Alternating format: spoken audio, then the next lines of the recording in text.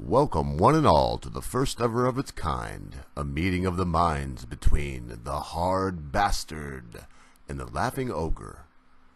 The only rules tonight will be self-imposed, no foul language, and we would like you to know that though the views expressed originate in the minds of the hard bastard and the laughing ogre, they are not necessarily the hills we would choose to die on.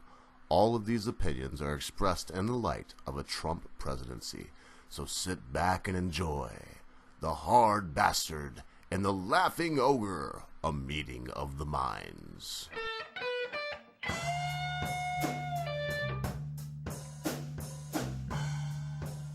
I care more about getting a handle on illegal immigration than I do an actual physical wall. I think that's more of campaign rhetoric than anything else. I think the media is going to hold him to detailed account. Even I think if he were to be successful in getting a handle on illegal immigration, if there are some sections that aren't technically a wall, they're likely going to bring that up to criticize him. There's other aspects that are not going to be fixed by building a wall, like people overstaying their visas, people coming in from other areas. Now, in regards to Mexico paying for it, I understand that the president and government of Mexico doesn't want to pay for it. And I would agree that they are going to do whatever they can to make it seem as though they're not paying for it. But I really think the bottom line here is that America has Mexico by the reproductive organs. I think that there are several ways in which the United States can force Mexico to reimburse us, and I don't really think that there's anything Mexico can do about it. Certainly you can argue, is this going to be good for Mexico-U.S. relations? But one of the things they could do is I think the laughing ogre had mentioned the tax on remittances. You could also do taxes on imported goods from Mexico.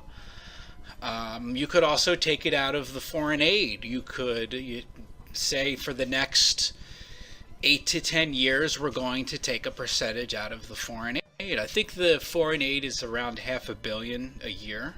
So you could put them on a 10-year plan or a 20-year plan and say we're going to take a percentage out. I think that the paying for the wall is different than the paying for everything, because there are other aspects of this that are going to be very expensive. I really think it depends. I don't really. I want to see illegal immigration under control. Whatever means they need to do that by. Drones, not necessarily a fan of drones. I think they're going to be used anyway. I think drones are just step 2 in Skynet from Terminator coming to life and killing us all.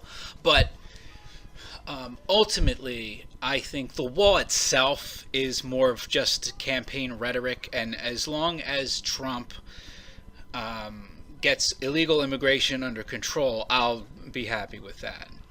And just for clarification, I'm not sure if you're aware, Britisher, I'm not a Trump supporter. I did vote for him to keep Hillary Clinton out of office, but a lot of Trump's campaign promises aren't things that I even think he may or may not do. The issue for me was keeping Hillary Clinton out of office. But ultimately, like I said, some of the campaign promises, if he doesn't make them, I will hold him to account.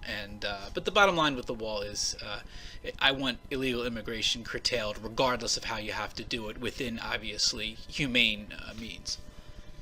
I've been a Trump supporter since the day he came down the golden escalators and said that he was running for the Republican nomination for president. And I'm not saying I'm a throne sniffer or a butt kisser. I've always liked Donald Trump, and I mean, you look at the connections that he makes with people like Mark Burnett, and then hit it out of the ballpark with The Apprentice. I mean, there's so many all through his life. He's made the right connections. He knows the right people. He is a facilitator. That said, As far as building the wall, I followed him too closely to fall in the trap of, oh, he said he's going to build a wall the whole way. No, balderdash. He said that we need about 1,000 miles of actual wall, and that along that long border between one side of Mexico all the way to the other, spanning from California and San Diego all the way to Burlington, Texas, or wherever it is, all the way to the Gulf of Mexico from the Pacific Ocean, at any rate. He said that there was, natural borders, places we could have sensors. We could patrol it. I like the analogy of Hadrian's Wall, but in a more modern way.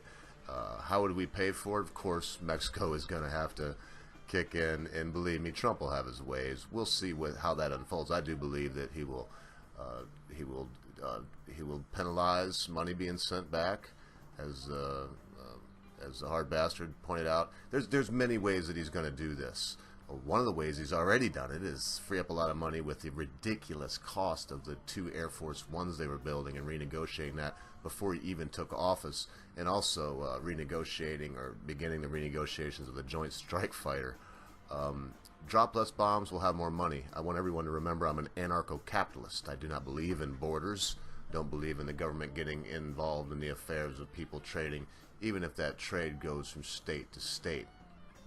Border dwellers, they live in a war zone as it is. People are defecating on their property, leaving refuse behind. It's unreal.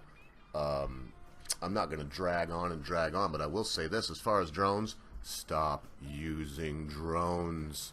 It may come up, it's going to come up a little bit later in question 6 from me, but I'm just saying, don't blow up people in Damascus and Yemen while they're having a wedding. I don't care what information you think you have. Let's all remember, the information community and the information gatherers are less than right up onto snuff on their information gathering abilities. Can I get an amen, Britisher? Can I get an amen, hard bastard? I know he will. So that said, I think to just wrap it up here, I hate drones. I don't think anyone should be surveilled with them.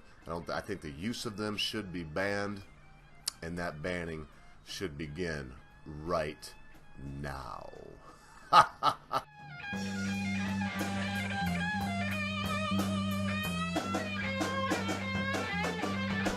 Deportation squads or deportation forces going around and raiding houses and dragging children and families out of their houses, that I think is generally propaganda coming from the media.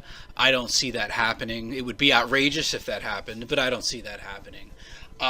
Trump has made clear that he is going to first deport criminal, illegal aliens. I fully support that. I don't understand anyone who would not support that. That's ridiculous to me.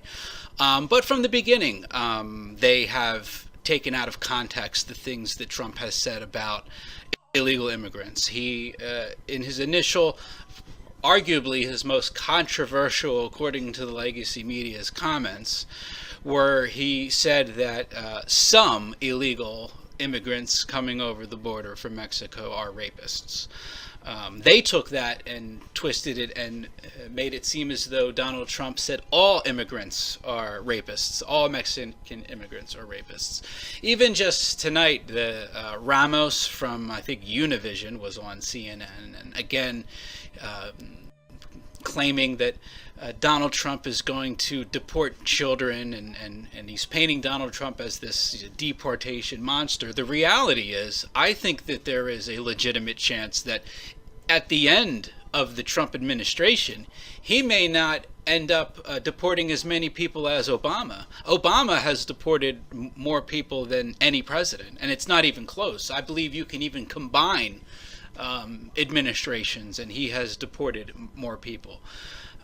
He's also deported children. From what I understand, anyone coming in post 2014, regardless if you're a woman or child, he is deporting back. Now, the other thing that they misrepresented was the idea that there would be no longer the ability to claim refugee status. I've not heard Donald Trump do anything to change that option. If you are actually fleeing, if you're a child or a woman actually fleeing a very dangerous place, you can still do that until your case is heard. So for now, from what Trump has said, he's going to focus on illegal immigrants, and then he, from what I understand, has said that they are not going to really focus on the Dreamers. Now, what to do in regards to the Dreamers is an interesting thing. I would not have a problem if there was a way for them to figure this out, have them contribute somehow to their stay in America. They're, I would say, a different kind of case. These are people that were brought over by their parents. Certainly an argument could be made that the parents broke the law and they're technically illegal and they should all go back. I don't know if it's feasible to send everybody back. So I would like to see something worked out where it's clear that the people who are staying are absolutely contributing to society. You definitely want the best of the group. If there are criminals, they must go. So overall, I really think that this is a bit of an overblown situation. I don't think he's going to deport everybody. I don't even think that would be possible. But I also think that I don't think Trump is going to do anything compared to Obama from the standpoint of the sheer number of deportations. I think it's very possible that Trump ends up short of that number. But I think the key issue here is, who are you deporting? You need to deport the most dangerous first. And I think he's going to do that, and we'll see what happens. This is not the easiest thing for me to comment on because of my views. I'll say it again, I'm an anarcho-capitalist. You'll probably hear this when I give most of these answers. However, I have to say that as long as we have a nanny state, and you can come here and you can, because the myth is that we leave people in the street because they don't have insurance. No. There's people, my wife works in a hospital, Mrs. Ogre, and she tells me about these frequent flyers, and that's just a way for them to say that that's a term they use for people that come to the hospital even though there's nothing wrong with them. It might be for pain medications. Some cases it might be for, just for sympathy and for attention. Some people have, I believe I'm saying this right, it's off the top of my head, but Munchausen by proxy. They bring their children in, and they may even hurt themselves or their children to get that attention. That said, we are not in the business of leaving people in the street, even if they shouldn't be there. Insurance or no insurance, you will always be able to go to the hospital and receive treatment. That said, deport the illegals as long as it's that way. As long as we have a nanny state and you can come here and say, please help me with something, you need to go through the process. You need to show that you're going to be a productive member of society. Otherwise, my anarcho-capitalist side kicks in and says, hey man, live wherever you want to live. Move to the Targa of Russia. Move up to the wilds of Alaska. Move to the Yukon Territory, or none of it. Someplace just in the middle of nowhere, Canada. Move to the tropics. Move to a small island in Palau or the Fire Islands. Anyway, that said, I don't think there should be sanctuary cities. I don't believe it's a states' right issue. That's the states thumbing their nose at the federal government. It could be a states' rights issue if the state would pick up the entire tab on, or the city, if it's a sanctuary city, pick up the entire tab on the cost of taking care of whatever people are here illegally. And as much as I'm probably going to get hate mail on this, yes, the children too, the dreamers, I also don't see that they're going to be rolling tanks down the street and rounding people up, Nazi style anytime soon, or Stalin style if you prefer that, anytime soon. So I hope that covers that. Deport illegals immediately. Remember, illegal immigration is a crime.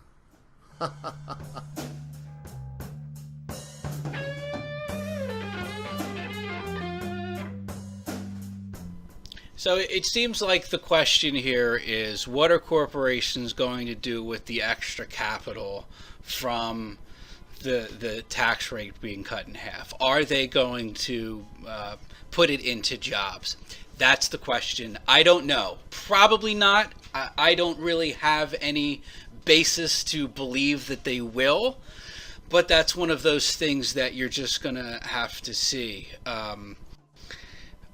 Ultimately, I really think that is the bottom line, and I don't really.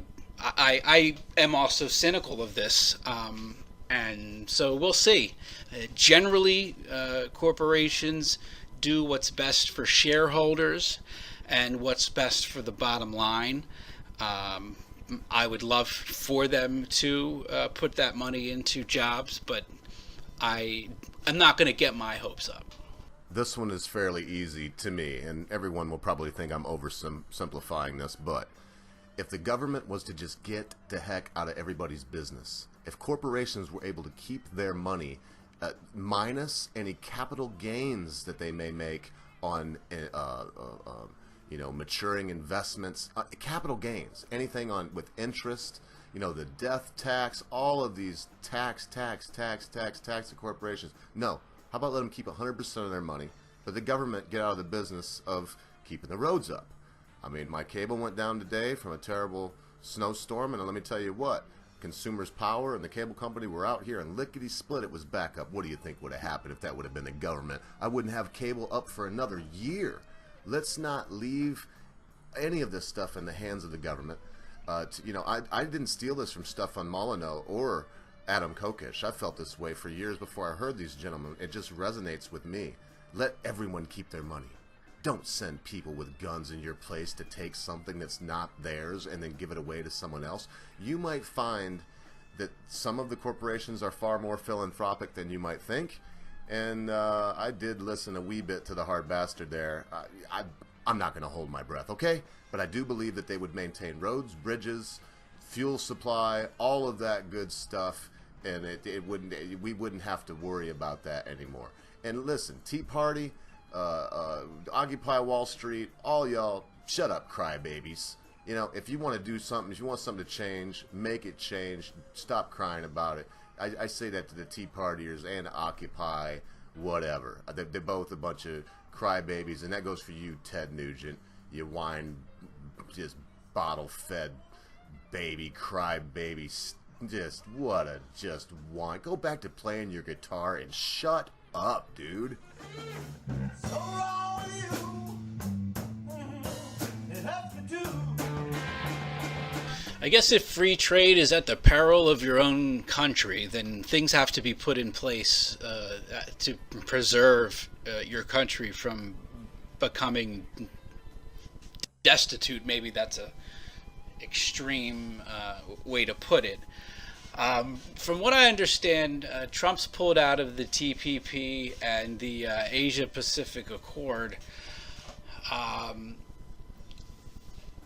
would say I'm generally for the idea that instead of corporations exploiting overseas workers, that those jobs should be had by Americans. Then people bring up the issue of, well, you're going to pay more for iPhones. I'm okay with that. That's fine with me.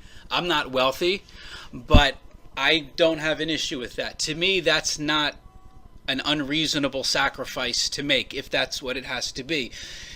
If things were better, maybe I would say fine, but things are very desperate in many parts of the country, and something has to be done about it.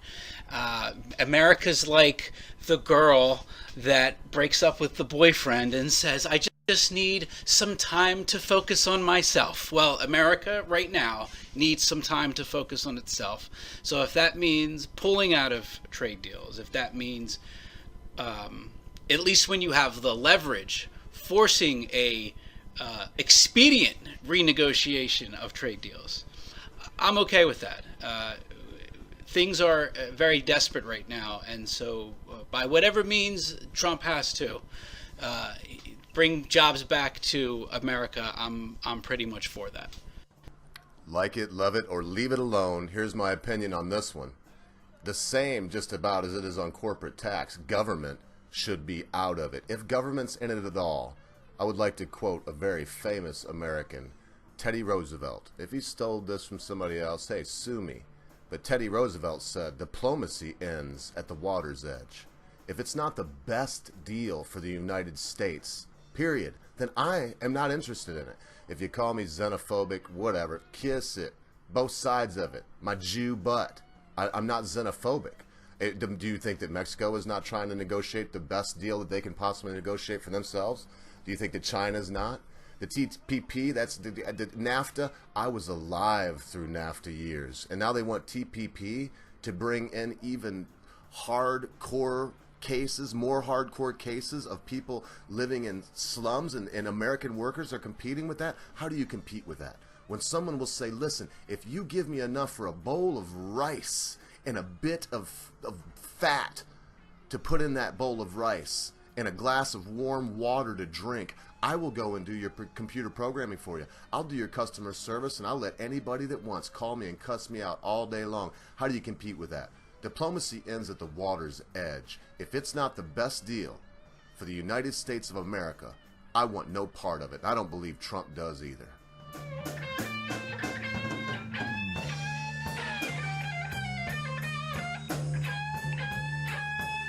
We're in a situation currently that, as bad as Assad is, having Assad in power in Syria, while not an optimal situation, would be better than what's currently going on there. So even though it would prop up Assad to form an alliance with Russia to take out ISIS, I think it's necessary.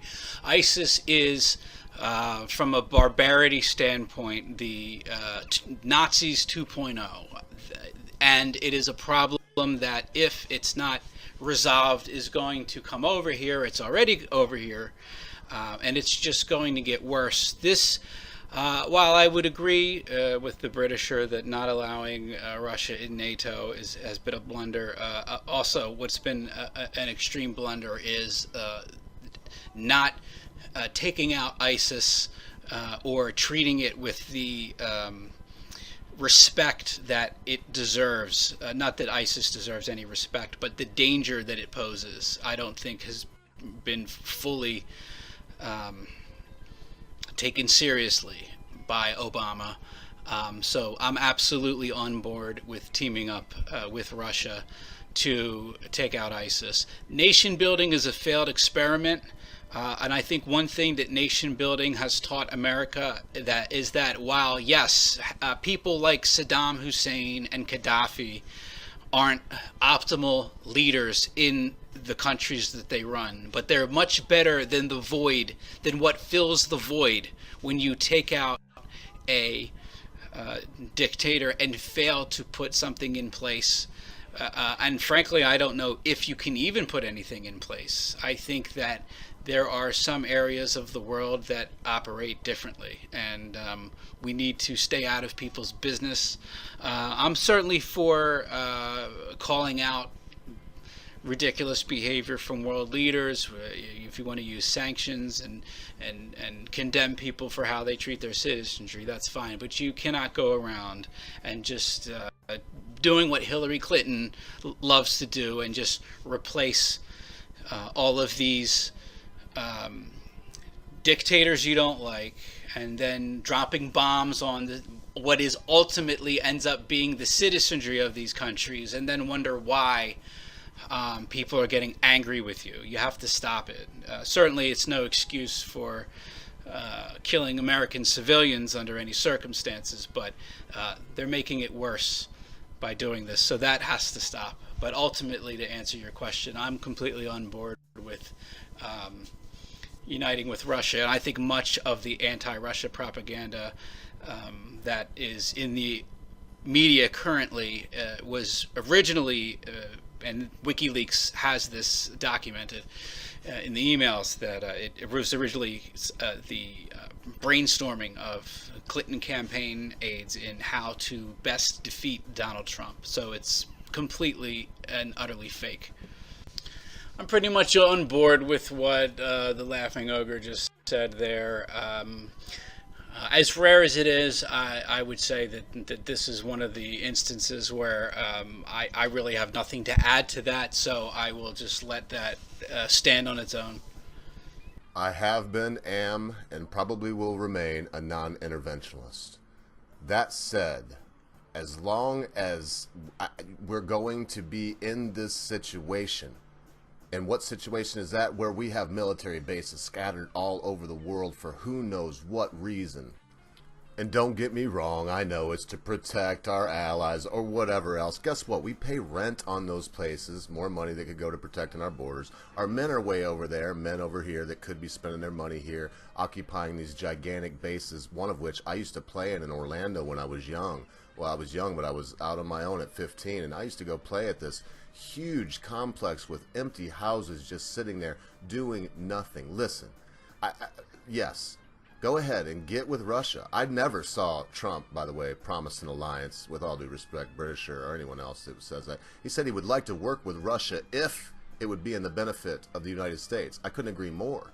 And if that means we're dropping our bombs over there and our boys are dying, daggone it. Haven't Russians and Americans died together fighting the same cause in the past? Hasn't Britons and Russians and Americans and French died? And I could go on and on. Listen, why not? They're the great other America. They are the great other Britain. The only thing that separates us is a language. Go watch a documentary called Happy People. The great people of the Targa that live in the frozen north and in the great barren Targa of Alaska. These people are wonderful folks. We don't want to go to war with them. I am just thankful that we have an administration now that wants to have a little glasnost, a little transparency with Russia, that wants to try to be friends with them and, you know, not just kill each other. Stop the wars.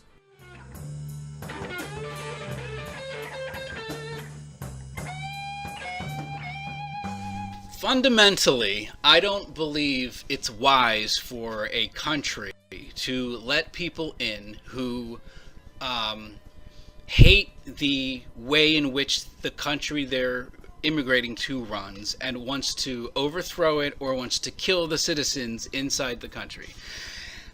I think that if you break down fundamentalist Islam, that is pretty much what they believe. Again, we're talking about the fundamentalist interpretation of Islam. So I would say I would not allow anyone who subscribes to a fundamentalist Islamic belief system into the country. Now, that is a lot easier said than done.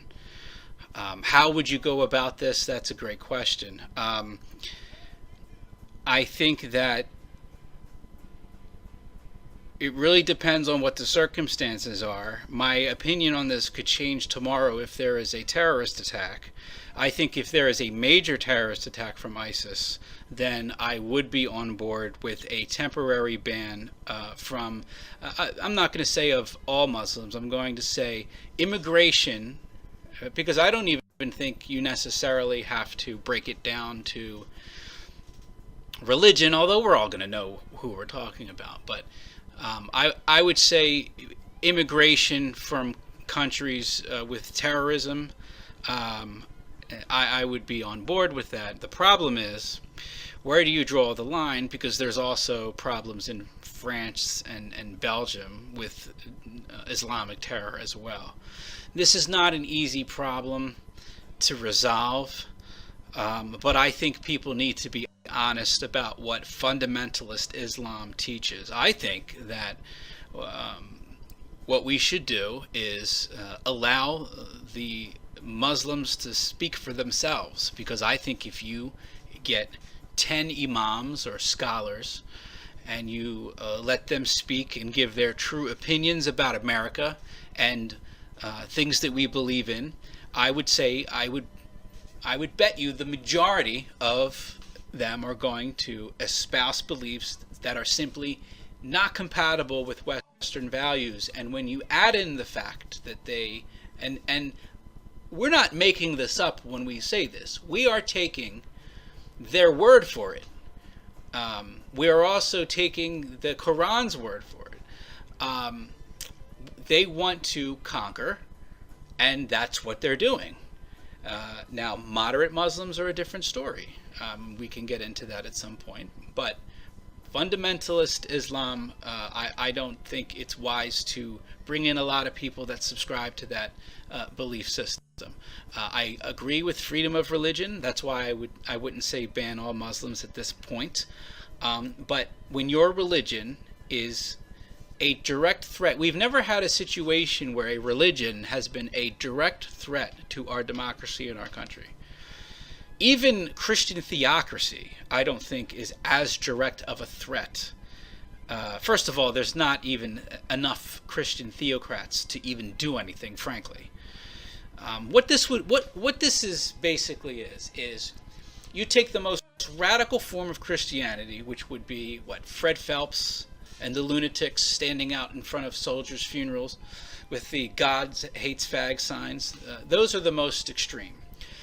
But the reason that they're in check is there's not a lot of them. But the problem is we have a similar radical belief system that is the basis for how some countries are run on the other side of the world.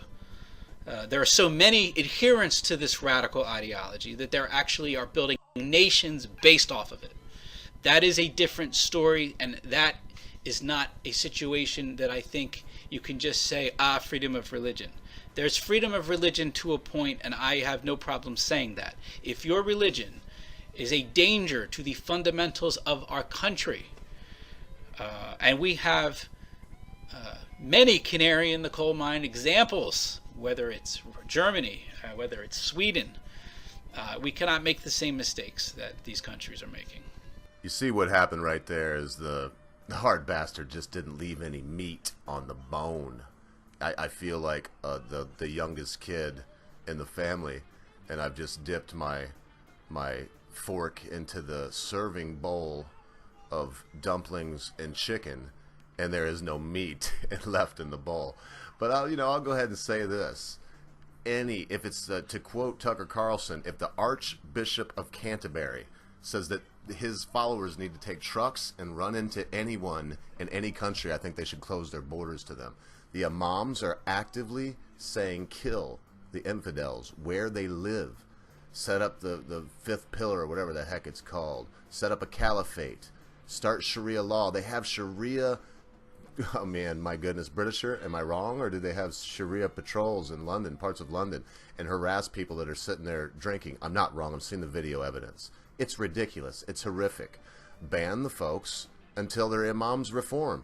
The Pope is getting nuts to me. If the Catholic Church, if the church I go to, the Seventh-day Adventist Church, if any church says do as we say or you will die, ban them. We don't believe in mixing that here, sir. That is why I respect the bastard, regardless of the language he chooses to use. And if I want to take offense, I can take it. But he cannot, and no one can give it to me.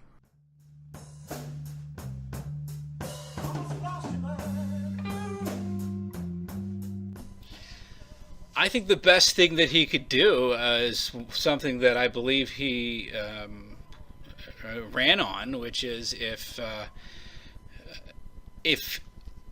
a NATO country needs help, you base that help based on what did they pull their own weight.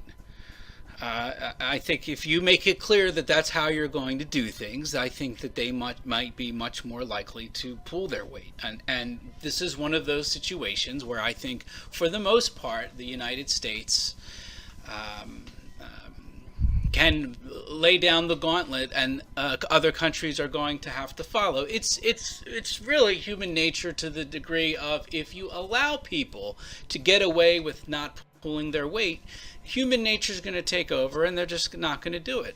And the leadership of the past 8 years has been rather weak, and I think if Trump makes it very clear that that's the policy, then we might see a change in the attitude of NATO countries.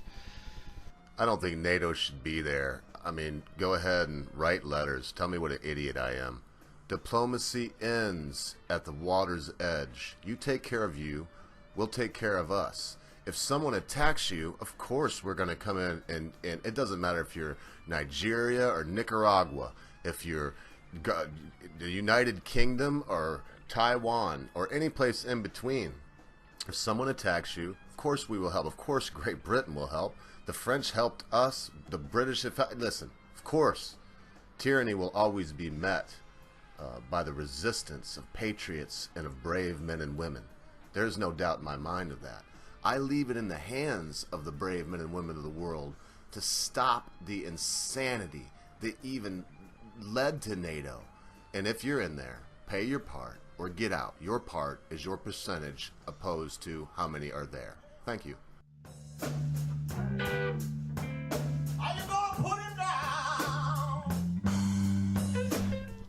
Trump winning the election gave us a chance to win this war. I think that if Clinton had won, the battle, the war would be over. But I think what's been made clear by the amount of people participating in the Women's March is that we have a long battle on our hands, and the foe is formidable. As crazy as there are, as much as it boggles my mind that hundreds of thousands of people not only buy into the legacy media narrative, but also are stupid enough to actually wear genitals on their head, genital hats, and you have people like Madonna and Ashley Judd giving these completely unhinged speeches, and yet these people don't think that there's anything wrong with it. It's a situation that feminists, as much as they talk about equal rights, are happy to allow fundamentalist Islam to come in and, for example, promote a absolute symbol of oppression of females, the hijab. And it's amazing that you have plenty of Muslims criticizing this, but those voices are completely ignored. I think that, I don't know what can be done. I think that the petition that Sargon of Akkad had put forward in regards to reevaluating the social justice courses at colleges is a good first step. I think if you were to successfully fix that problem, then likely the next generation may not be as politically correct. The other thing, though, is even if that doesn't happen, I do think there is hope, and that's this. Right now, the college students are the politically correct SJW type, but in a few years, when the new generation of college students comes in, hopefully what you would call Generation Trump, the SJW college students are going to be establishment. They are going to be considered uncool by default, and there's going to be a rebellion against them. And I think it's very possible, if the media keeps up the nonsense and the dishonest coverage of Donald Trump, especially if Trump does a decent job, that could single-handedly backfire and cause the next generation to absolutely rebel against political correctness. So ultimately, I do think we will win the war. But we have a long war ahead of us, and just Trump winning the presidency, I agree, is not winning the war. I think I overvalued the Trump win, and I was brought right back down to earth after I saw the amounts of people protesting, wearing genitals on their head. You think about the level of stupidity that you have to be to actually wear genitals on your head to support your narrative. Albert Bandera and John B. Watson and B.F. Skinner, and to a certain degree Sigmund Freud, and most people probably don't know this, but Ivan Pavlov was actually just trying to collect saliva juices to do studies on digestion. He had, he went into the psychology thing later. But these men agreed that we make few choices in life. We model. And as much as I may get hate comments over this, when President Clinton, who was, he was a president. He sucked like most of them. But he was getting sucked in the Oval Office. And you know what? The rate of blowjobs among children that shouldn't even have known what it was skyrocketed. Can I totally blame it on Mr. Clinton, at President Clinton? Absolutely not. But I can give him his due. Mark Twain, Samuel Clemens once said, it would be outright blasphemy to show respect and pay homage to the devil, but you can't help but honor him for his work ethic. You can't help but look up to him, for his work ethic. And, this, I guess, is where I'll say social justice warriors are modeling this insanity.